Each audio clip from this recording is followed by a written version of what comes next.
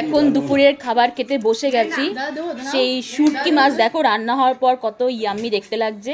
তো চলো এখন খাবো, খেয়ে দেখি।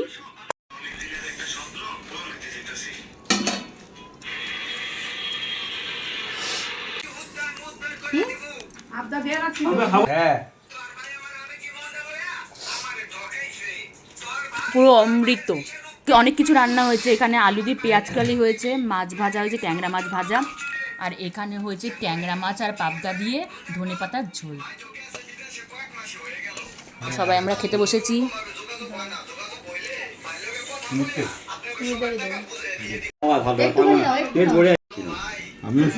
কে রান্নাটা করবে এখন? উঠে হয়তো ভাতে ভাত করবে টরবে।